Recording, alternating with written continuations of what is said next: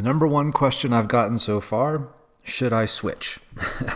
Of course, I expected this question, so here's the simplest way to answer that. But before I do that, let me give you a little background on this. Long story short, I have always been a lead side guy. I love the look and feel of the swing. I'm a huge Ernie Els fan. Of course, I'm a huge Tiger Woods fan as well.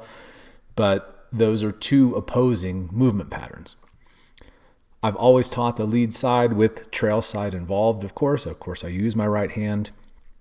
But as I mentioned in a clip before, before I might feel like I was using it 30% and now it's 130%. So, but the reason, there's two main reasons why I started exploring this several years ago, which you guys saw with the Axiom and other videos. And I've honestly done a ton of release videos on the right hand from years ago, but I just always saw people not understand how to use the lead side. So we spent a lot of time teaching people how to use the lead side. And after the last almost 2 decades that Rotary Swing's been around, we've been able to help millions of golfers. I'm super proud of that. But I am impatient. I like to get things done now. And you guys saw that I've always been like that. When I did the roadshow videos, I went, in 30 minutes, I wanted to see a wild transformation. And in person, I can do that. But I can't be everywhere for everybody at the same time. So hence Rotary Swing, right? Where you have the ability to teach yourself. But the thing that I have found over and over again is that people just do not do what they think they're doing. It's really that simple. Every single lesson, and we've now done over 100,000 swing reviews online, over 10,000 in-person lessons. People just don't have the awareness. Just the average person does not know what they're doing. And that's just a simple statement of fact.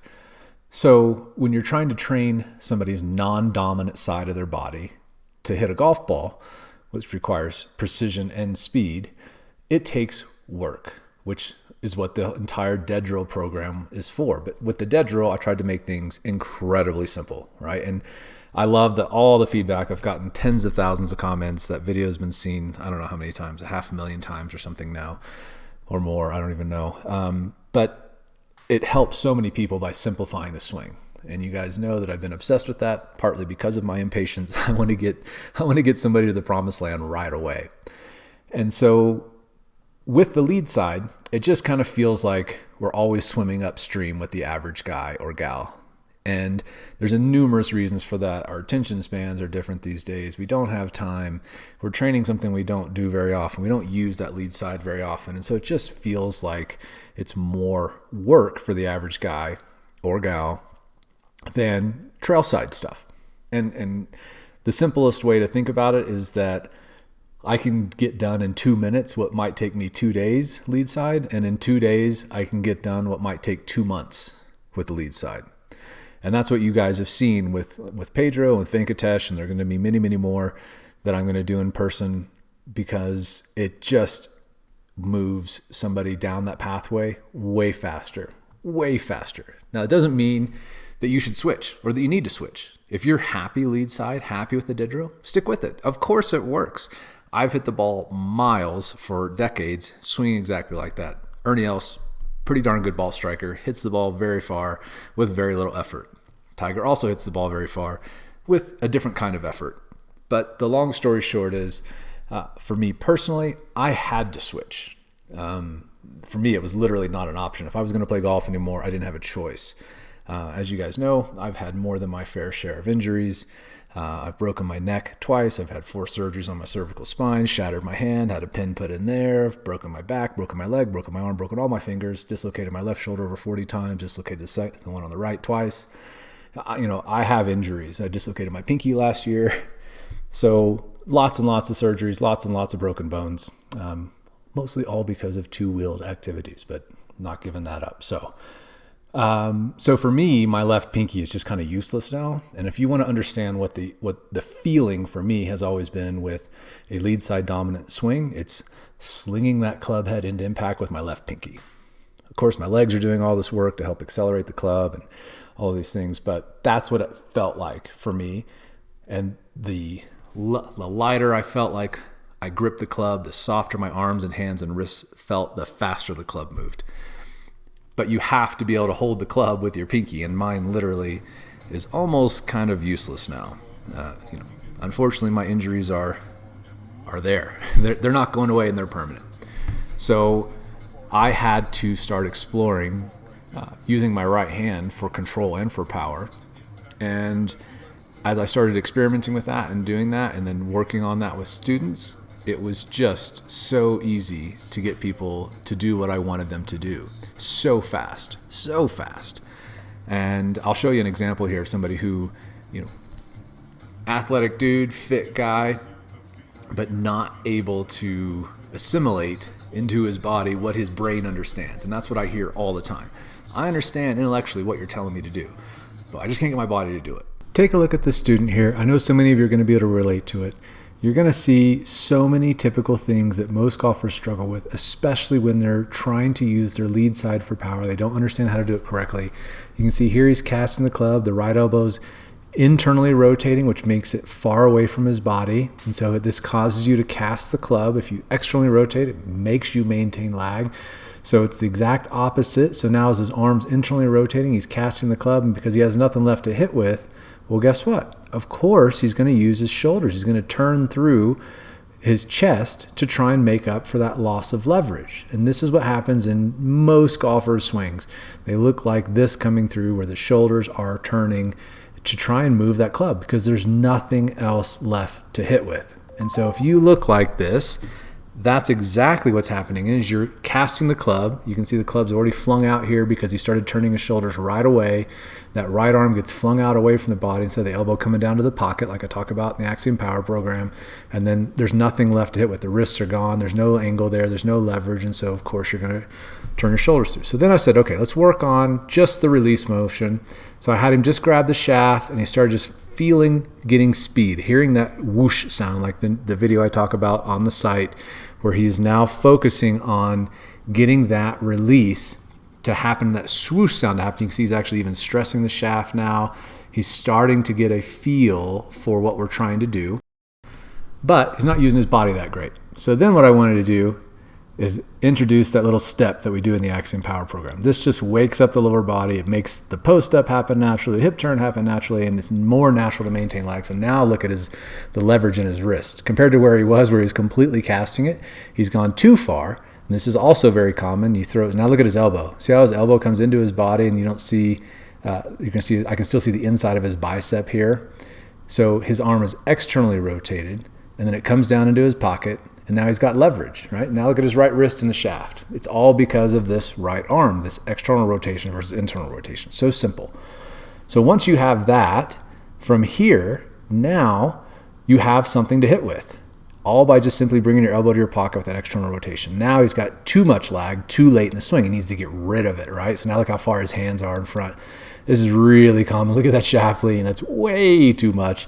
The shaft's going to release late. The ball is long gone. You're going to maybe dig a deep trench unless you have a ton of secondary tilt. So you're going to take a deep divot, have a steep angle of attack. So okay, that ain't going to work either. So now what we need to do is get this feeling of getting your elbow down into your side, but also releasing that club. So I had him take his driver and flip it upside down so he can feel the weight of the grip now, which feels quite a bit different than just swinging a shaft. And so now as he starts coming down, he's starting to get a feel of that leverage, but I also want him to start releasing it. That is the important part, because it does you zero good to have all this leverage and not get rid of it. It's like trying to hit a nail with a hammer, but never letting your wrist uncock and unhinge. So, but you're going to start seeing tendencies, right? So now his right arm has come away from his body, starting to internally rotate. It's going to make him cast the club a little bit, but we still have too much leverage, so we're not too worried about that yet. Still working on things. So now I went back to the shaft and I added the impact bag, and I said, okay, we're going to beat the snot out of this bag. But look at the difference in his right arm here now. This is not what we want to do, but this is very common. Not understanding how to release that wrist angle. Look at the angle. He's still trying to push the shaft, push the handle of the club through the hitting area. And all that does is keep the club from releasing. That's the slowest way to hit the ball, other than maybe turning your shoulders through and driving that club through. So you need to let that wrist angle release. So if you see this, where you see this big gap between your arm and your shoulder, or your right arm and your body, and you're seeing that hand continuing to drive through, then know that you're not getting anywhere near your full speed because you're not letting the club release. So I started telling him, next, you have to understand, you have to get your hands to slow down in order for the club to speed up. And if you had one mantra with a right arm throw, that's the simplest way to think about it. Your hands must slow down. So that's what we worked on next. And now he's starting to get the feeling of, instead of continuing to drive and push that handle through, he's starting to release. You know, look at his hands. See how they're not moving way far forward? He's still trying to help it. See the little right shoulder shrug up and trying to do a little bicep curl. It's not perfect yet by any means, but he's starting to get that right wrist to release. And that's the key to unlocking speed. This is why most golfers powder puff the ball off the tee. So now we make a little bigger swing. Now you see he's got lag for days to start down because he understands what the feeling is in the swing with that right wrist release and how the arm has to work. So now he's got leverage for days. Tons of lag, tons of lag. Now we got to get rid of that. And look what he's doing. Now look, hands are slowing down. Now instead of his hands being driven way out in front like you saw a minute ago, now he's releasing that wrist angle. That's the whole point of the golf swing. The release is the payoff. It's a lot like sex. That is the big point. I know somebody's going to have a hard time with that, but we're adults here. We have to release that golf club. This is where the speed comes from. If you don't release it, you're killing yourself. You're just holding on for no reason. I know so many people do this trying to get shaft lean and trying to get their left wrist flat at impact because you're scooping. You're scooping because you're casting. That's the simplest way to understand this. So if you're not casting, you need to release it. And you remember what Nicholas used to say? I go to the top and I throw the club as hard as I can from the top. Because he's got lag, he's got leverage. He's trying to get rid of it. In his mind, that's the feel. And that's how most golfers feel when they have a lot of lag. So now, check out the release now from where we started, right? This is just an hour in. And now look at the difference. Now look at how much leverage he's got when his hands get in front of his thigh and his hands are slowing down so he can release it. That's a golf swing.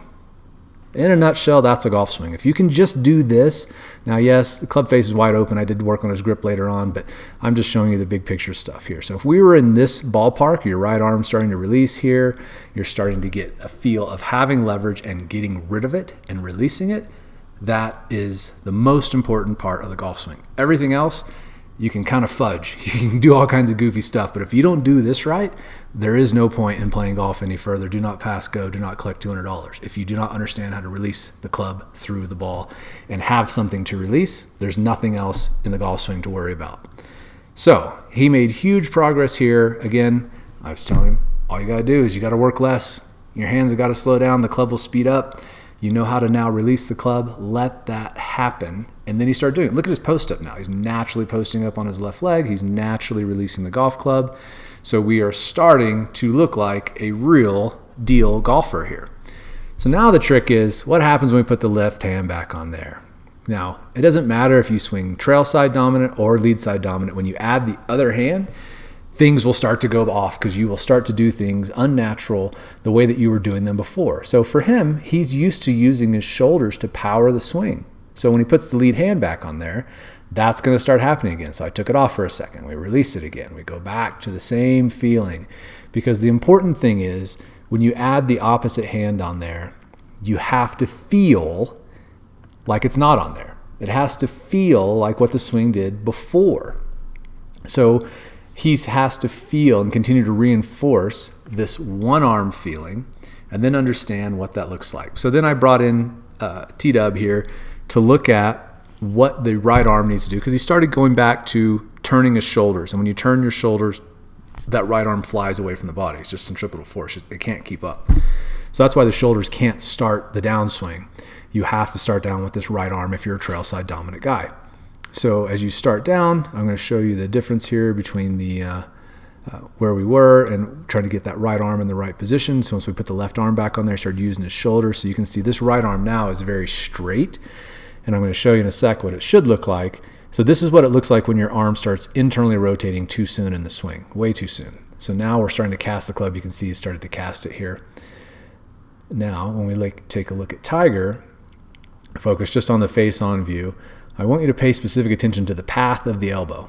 The elbow is going to go straight down to the pocket, exactly like I talk about in the power program. And now look at the angle in the arm, the upper arm form. See how there's a little V there?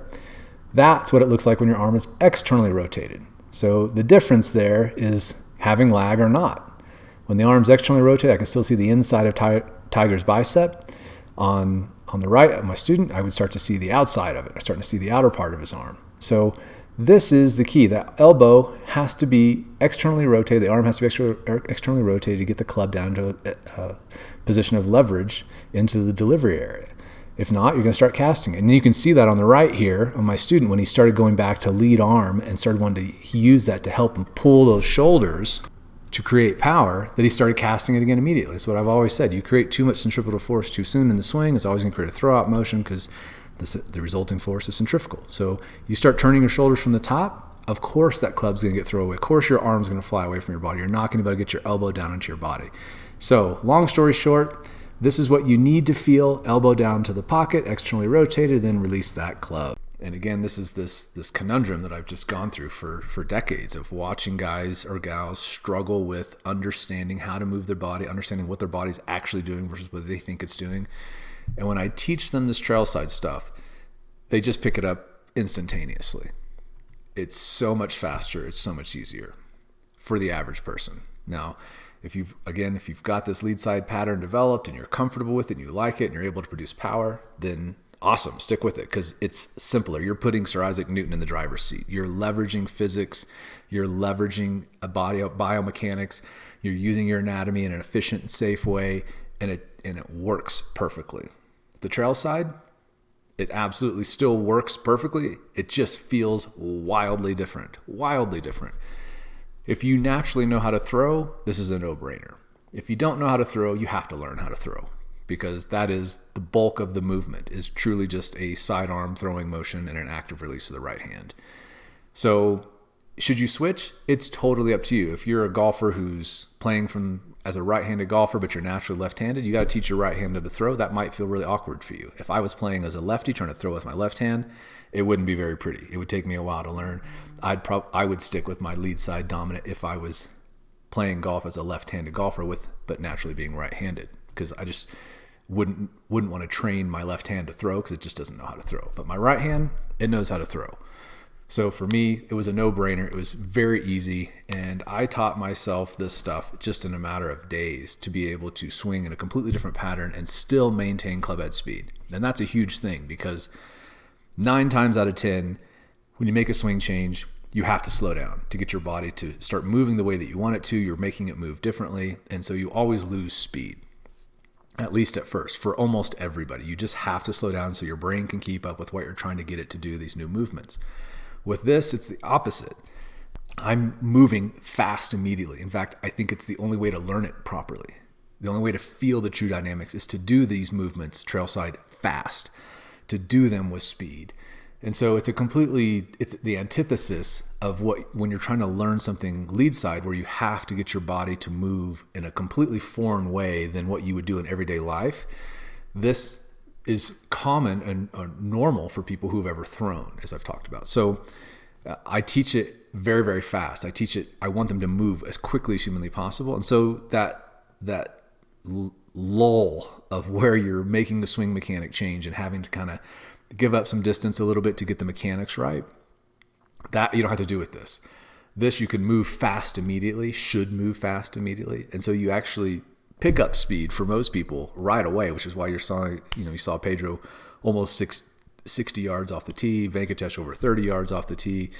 That's a huge change really quickly, which isn't typical when you're teaching a bunch of mechanics and positions that have to be done right in order to generate power, leveraging physics. If you're going to swing lead side and you're a right-handed golfer, you have to push off the ground with your left leg. You have to push up to make the club go down. That's part of what makes that swing work. But getting somebody to use their left leg at the right time to generate force, I mean, quite honestly, as I've taught so many golfers at this point, I think a lot of golfers don't realize they even have a left leg.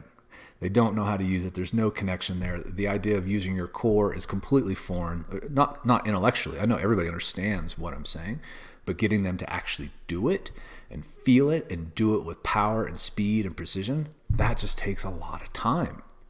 This, with the trail side, I can get somebody to do what I want them to do almost instantly. And that to me is a huge win.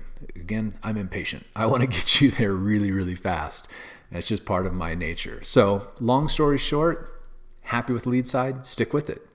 If you haven't gotten the power that you want, or you want to get it power right away, and you feel like the throwing motion is natural to you, or you've bought the power program and you've learned it and it makes sense and you're able to learn it from that, then explore this, because this is something that you can feel right away. If you go and look at the YouTube comments, as people are like immediately, look at the comments on the videos on the website on Rotary Swing, and look at the comments and people are like, I immediately went out and did this and I picked up 20 yards. I immediately went out and did this and picked this 30 yards. That is what the possibility is for this, just because of the way that I think everybody learns these days, the busyness of our schedules, the way that we've kind of adapted to modern day technology in life. It's changed the way that we think about things. It's changed the way that we do things. And this to me fits better with that. So I feel more like I'm swimming downstream, helping golfers who aren't the most athletic, talented people in the world, versus feeling like I'm swimming upstream, trying to train the non-dominant side for most golfers. So long story short, should you switch? It's totally up to you, but that's why I switched. I didn't have a choice. And the other pattern worked perfectly fine for me. So it's up to you if you want to train the trail hand to throw, if you don't know how to do that, or if you're naturally one way or the other. But the simplest way is to go out and experiment a little bit with both, and then you'll know which is right for you.